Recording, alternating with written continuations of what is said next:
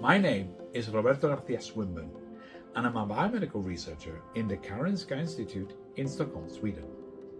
My main research is using stem cells to both model Parkinson's disease and generate stem cell-based regenerative therapies that I evaluate in animal Parkinsonian models to see if they're worth going forward to human trials.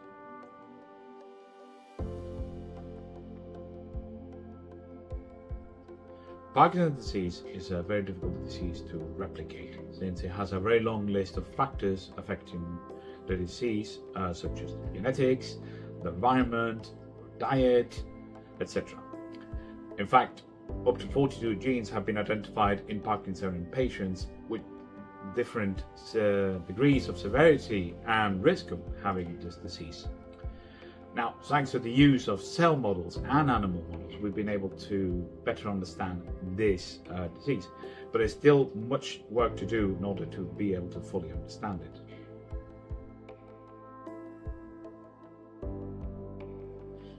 This is because in therapy development, using computer simulations or cell models does not give us enough information about the therapeutic potential or the adverse effects of a certain treatment. For example, in Parkinson's disease, the most impactful symptom is the lack of movement control, which we cannot see with a cell.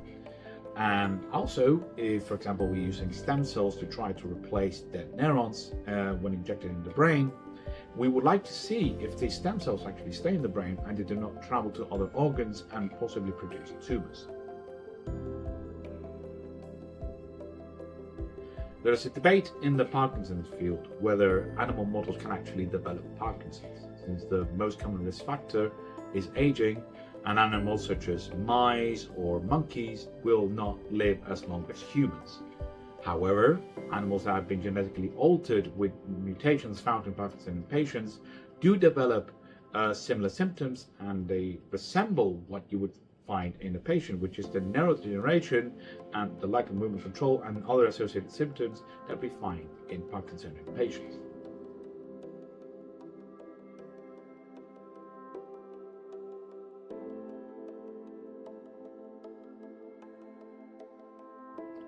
One has to understand that animal research is not the first step in therapy development.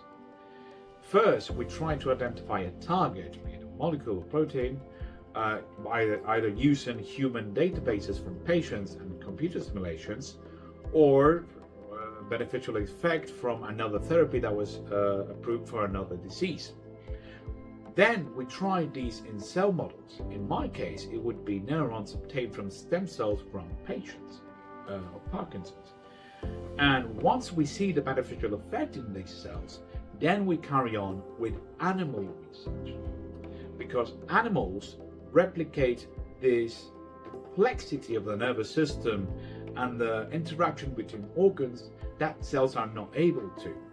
And this is the main reason why we keep using animal research for therapy development.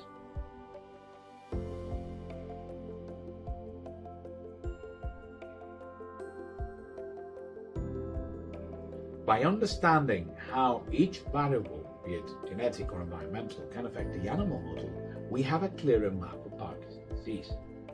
However, we understand that animals are not humans, and even though we have similar organs and genetic mechanisms, there's always that caveat that we have fundamental differences that we have to account for.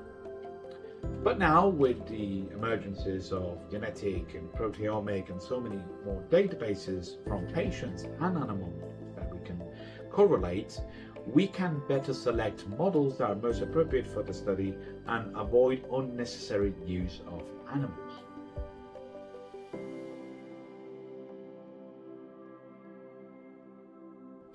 While it is true that the physiology of animals, even monkeys, is different from ours, they somewhat replicate what we would expect in a patient after a treatment, such as side effects or, for example, in my case, improvement to the Parkinsonian symptoms of lack of movement control. And thanks to animal research, we can assess whether a certain treatment is worth going forwards to humans or safe going forwards to humans. And so far, even the most complex cell culture, like for example organoids are not able to fully replicate the complex and fine-tuned interconnectivity of the whole body, which is why we still use animals in animal research.